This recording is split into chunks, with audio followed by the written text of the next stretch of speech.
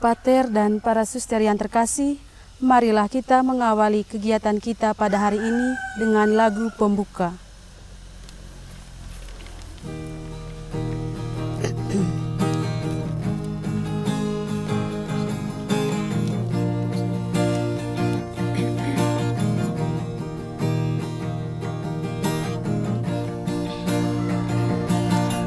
Kasihanilah kami ya Tuhan, karena Engkau Maha Rahim. Hapuskan dosa dan salah kami demi darah Putramu. Jadikan hati kami suci dan sanubari pun berseri, agar bersorak-sorai lidah kami mewartakan kasih-Mu.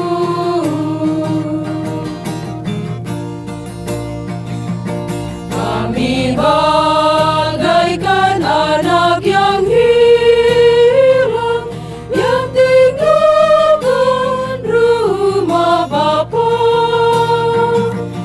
Padamu kami pulang kembali dengan tobat dan pasrah. Jadikan hati kami suci dan sanubari pun berseri, agar bersorak-sorai lidah kami mewartakan kasih-Mu. Dalam nama Bapa dan Putra dan Roh Kudus. Amin. Tema umum katekese kita dalam pertemuan minggu kedua yaitu Allah sumber kasih dan keselamatan. Dan hari ini kita mendalami subtema kasih Allah menggerakkan pertobatan. Kita merenungkan sabda Tuhan yang diambil dari kitab Yunus bab 4 ayat 1 sampai 11. Adapun dua tujuan yang perlu kita capai dalam pertemuan kedua ini. Yang pertama, kita menyadari bahwa kasih Allah menggerakkan pertobatan umat-Nya. Dan yang kedua, kita mengalami kasih Allah dan mampu membaharui diri serta mau bertobat. Marilah kita berdoa. Allah Bapa Maha Kuasa dan Kekal, kami yakin dan percaya bahwa Engkau adalah Allah yang Maha Pengasih dan Penyayang. Untuk itu, pada kesempatan ini, kami memohon terang kasih Roh Kudus-Mu untuk menyinari kami dalam merenungkan sabda-Mu. Demi Kristus Tuhan dan pengantara kami. Amin. Marilah kita mendengarkan sabda Tuhan. Bacaan yang diambil dari kitab Yunus bab 4 ayat 1 sampai dengan 11. Tetapi hal itu sangat menyesalkan hati Yunus, lalu marahlah ia. Dan berdoalah ia kepada Tuhan, katanya, "Ya Tuhan, bukankah telah kukatakan itu ketika aku masih di negeriku?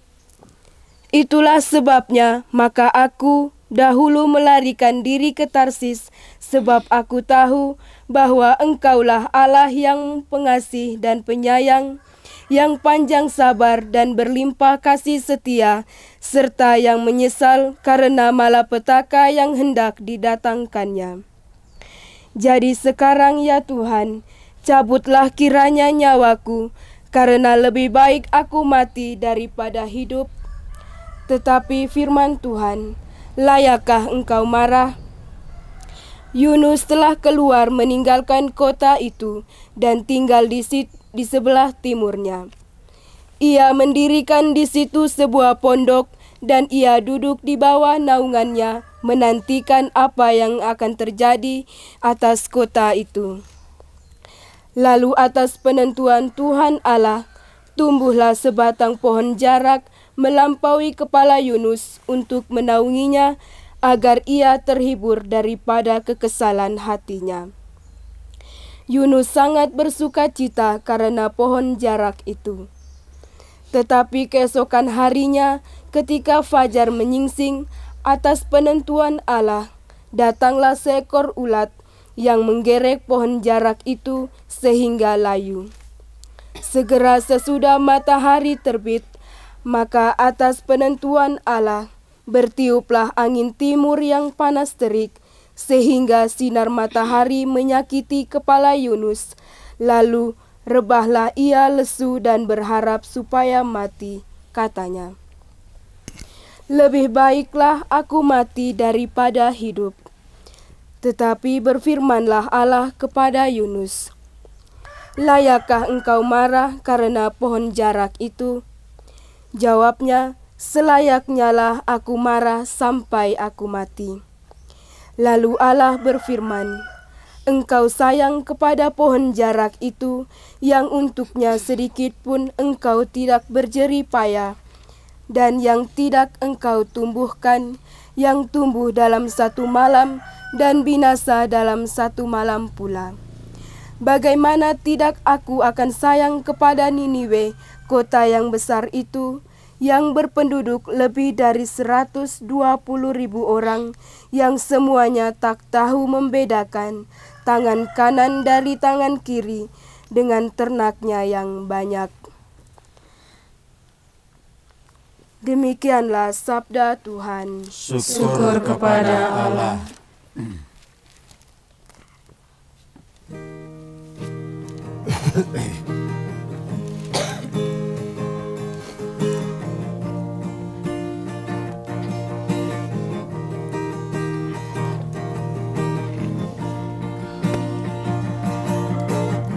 Firman-Mu pelita bagi kakiku, terang bagi jalanku. Firman-Mu pelita bagi kakiku, terang bagi jalanku.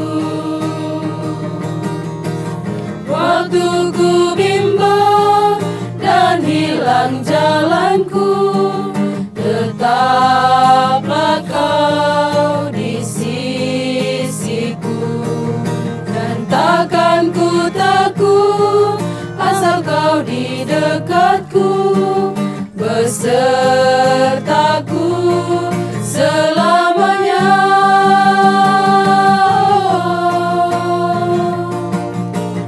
Firman-Mu pelita bagi kakiku, terang bagi jalanku.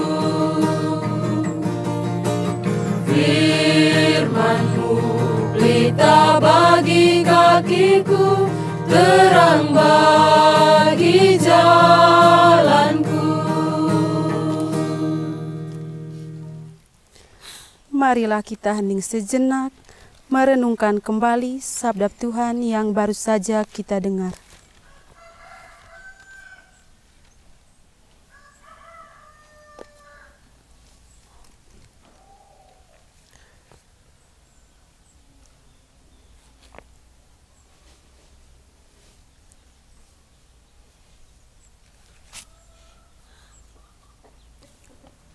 Untuk memahami lebih dalam tentang kitab suci yang baru saja kita dengar, saya meminta di antara kita 3 orang untuk menyampaikan pertanyaan. Mungkin ada sesuatu yang belum kita pahami atau yang belum kita mengerti. Saya, Suster. Terima kasih. Baik, tadi saya memang sudah dengar, tetapi saya masih bingung. Bagaimana Yunus memahami Allah yang memanggil dan mengutusnya? Baik, terima kasih Suster ya. Engkau bingung itu baik ya.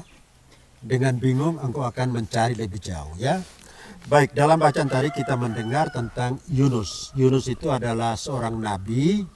Dia mendapat panggilan dari Tuhan Allah untuk pergi ke kota Ninive. Tetapi sebagai nabi, dia ternyata tidak taat kepada panggilan Allah. Dia menjadi kesal, dia marah, bahkan dia melarikan diri dari panggilan itu. Bukan pergi ke kota Ninive, tapi dia pergi ke Spanyol. Ini kan sebuah pengingkaran ya. Nabi yang tidak taat kepada panggilan dan perutusan Allah. Tuh. Bisa ya? Oke. Pertanyaan yang kedua. Terima kasih, silakan. Kira-kira kenapa Yunus marah kepada Allah? Baik, ini pertanyaan bagus sekali ini. Kan sering juga menjadi pertanyaan umat manusia ya. Kenapa Allah harus bersikap seperti itu? Ya, kita lihat dalam cerita Yunus tadi, itu Allah itu sebenarnya berbelas kasih ya. Allah itu panjang sabar, belas kasih dan suka mengampuni. Orang Ninive itu adalah orang yang berdosa, hidup tidak sesuai dengan kehendak Allah. Karena itu menurut Yunus, orang seperti itu harus mendapat hukuman. Mereka itu harus dihancurkan, dimusnahkan oleh Allah toh. Tetapi kenyataannya tidak. Allah itu berbelas kasih dan mengampuni. Itulah yang menyebabkan mengapa Nabi Yunus itu merasa kesal, bahkan marah terhadap Allah yang meminta dia untuk ke kota Ninive untuk menobatkan orang-orang Ninive. Ya, sikap seperti ini sudah nampak dalam Perjanjian Lama, dalam pengalaman keluarga dari Abraham pernah mengalami yang sama juga. Ya, mereka marah kenapa Allah itu tidak memberikan hukuman kepada bangsa-bangsa yang jahat, yang tidak mau mengakui Tuhan. Jadi apa yang terjadi dalam kitab Yunus ini sebenarnya merupakan pengulangan dari apa yang sudah terjadi dalam kisah-kisah Perjanjian Lama itu. Ya, saudara, mengerti toh? Oke. Pertanyaan yang ketiga. Terima kasih. Baik, Ustaz, tadi telah dibacakan kisah Nabi Yunus dan saya masih bingung di mana Yunus berada dan apa yang diperbuatnya. Oke, baik, terima kasih Suster. Suster ini pintar ini, ya, dia mengikuti betul ya. Jadi kalau kita membaca kitab Yunus itu ada dua momen panggilan ya. Panggilan yang pertama itu Yunus diminta untuk ke kota Ninive. Dia tolak. Dia melarikan diri ke Spanyol, naik kapal, dan dalam perjalanan itu terjadi badai besar. Ternyata alasan badai itu menurut orang-orang kapal terjadi karena Yunus ada di situ. Maka dia dibuang ke laut dan ditelan oleh ikan paus. Itu yang pertama. Sesudah itu Yunus kembali dipanggil oleh Yahweh untuk pergi ke kota Ninive. Dalam teks yang kita baca tadi, Yunus itu sudah berada di kota Ninive. Ya, tapi dia menolak untuk masuk ke dalam kota. Dia melarikan diri dari kota dan tinggal di bawah pohon jarak yang ditumbuhkan oleh Allah. Ya, jadi pohon jarak ini menjadi satu tanda meskipun Yunus itu berontak, tidak menerima perutusan, tetapi Allah masih mengasihi dan mencintai dia. Dia memberikan tanda supaya Yunus itu bertobat dengan menumbuhkan pohon jarak itu. Ya. Dengan sikap Allah seperti ini kita lihat bahwa Allah yang kita imani itu adalah Allah sesungguhnya panjang sabar, penuh dengan belas kasih, dan juga suka mengampuni orang-orang yang berdosa. Para suster yang terkasih, supaya kita bisa memahami lebih lanjut dari teks kitab suci yang baru kita renungkan secara bersama, adapun beberapa pesan yang kita harus bawakan dalam kehidupan kita sehari-hari. Yang pertama, Allah yang kita alami, yang kita imani adalah Allah yang Maha Pengasih, panjang sabar, berlimpah kasih setia. Dia selalu berusaha mengampuni orang-orang yang bertobat. Kita cenderung berharap supaya Allah menghukum orang-orang berdosa seperti Yunus. Namun, kita harus sadari bahwa sikap Allah sangat berbeda dengan pemikiran kita manusia zaman sekarang. Tuhan selalu menginginkan keselamatan umat-Nya dan tidak menginginkan kematian. Kita hendaknya membantu sesama untuk menghendaki dan memahami akan kasih Tuhan, supaya kita bertobat dan berubah dari sikap kita. Pengalaman Yunus mengajak kita untuk bertobat dan berubah, khususnya meninggalkan cara pandang tentang Allah yang harus menghukum orang-orang yang berdosa. Allah selalu menghendaki supaya orang berdosa itu bertobat, supaya bisa memiliki hidup. Hendaknya kita juga harus bersyukur dan bergembira ketika sesama kita kembali bertobat dari segala tindakan dan sikap mereka. Dari sikap-sikap itu, kita harus bersyukur ketika melihat sesama rajin mengikuti kegiatan rohani, terlibat dalam setiap aktivitas-aktivitas yang sesuai dengan ajaran gereja. Untuk itu, sebenarnya dari hati kita harus memberikan dukungan agar mereka juga lebih semangat dan bangkit berjuang, sehingga dapat mewartakan kasih Allah yang benar. Pada kesempatan ini, marilah kita menyampaikan doa dan wujud hati kita secara spontan. Bagi Bapak Paus, para uskup dan para imam, semoga Bapak Paus, para uskup dan para imam mewartakan belas kasih dan kerahiman Allah kepada semua orang dalam tugas kegembalaan mereka. Marilah kita memohon. Kabulkanlah doa kami ya Tuhan.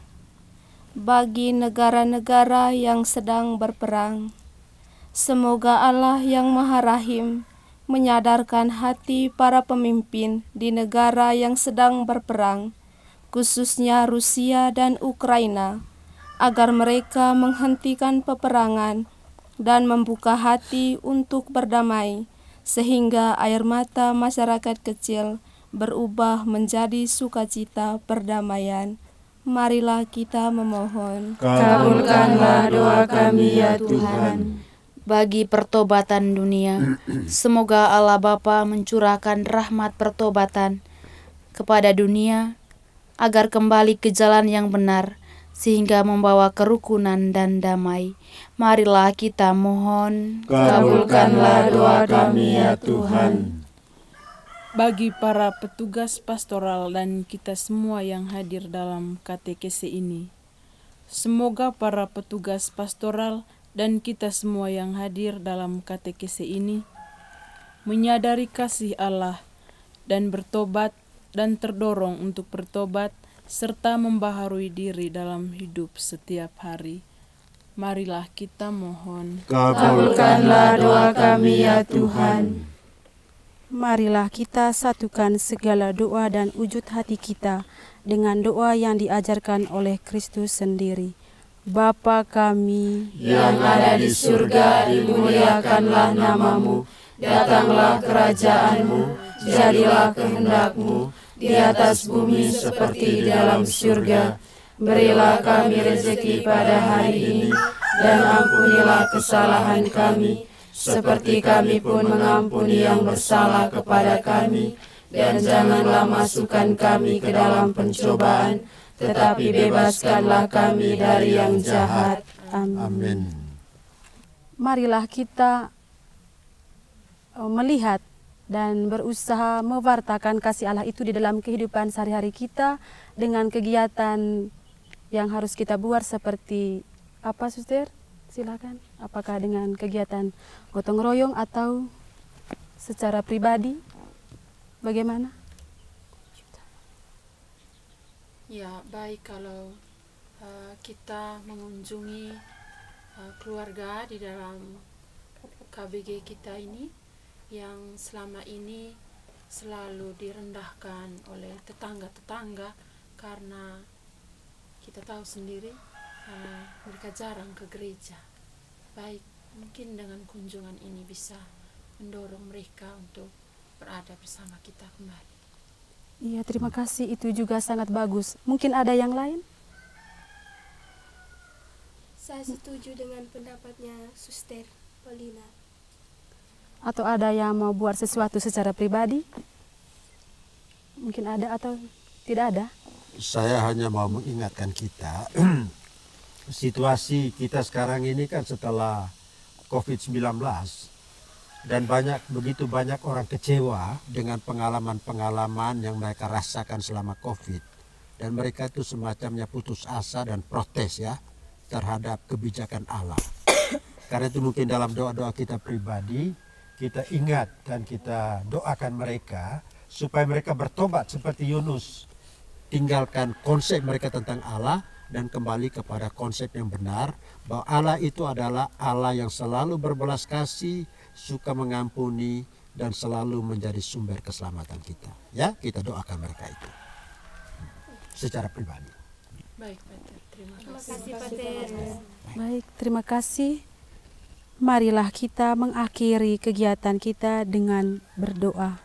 Allah Bapa yang Maha Pengasih dan Maha Penyayang, puji dan syukur kami haturkan kepadamu untuk firman-Mu yang telah meneguhkan pengalaman hidup kami masing-masing. Untuk itu kami memohon kepadamu, sadarkanlah kami semua akan segala dosa dan kesalahan kami, dan semoga kami mampu mewartakan sabda-Mu di dalam kehidupan kami sehari-hari. Demi Kristus Tuhan dan pengantara kami. Amin. Marilah kita memohon berkat melalui tangan imam kita Pater Yos. Semoga Tuhan beserta kita sekarang dan selama-lamanya. Semoga kita sekalian, seluruh usaha dan perjuangan kita, secara khusus wujud-wujud yang kita bawakan di dalam katekese ini, dilindungi dan diberkati oleh Allah yang Maha Kuasa, dalam nama Bapa dan Putra dan Roh Kudus. Amin.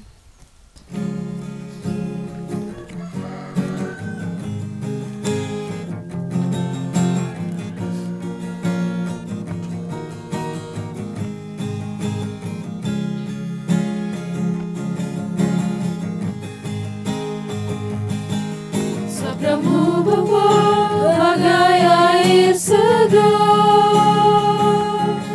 sejuk dan damai saat ku dengar, mengalir tenang tiada henti, sumber hidup dan kasih sejati.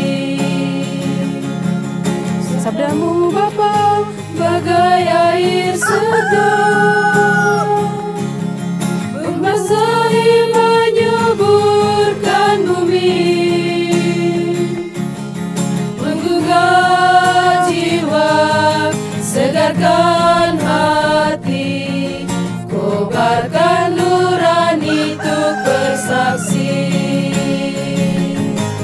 Dorong diriku ini jadi saksi kasih ilahi, berbekal sabdamu wartakan janji. Bekerja di ladangmu, jadi abdi abadi, hari ini sampai akhir nanti. Dorong diriku ini jadi saksi kasih ilahi, berbekal sabdamu wartakan janji. Bekerja di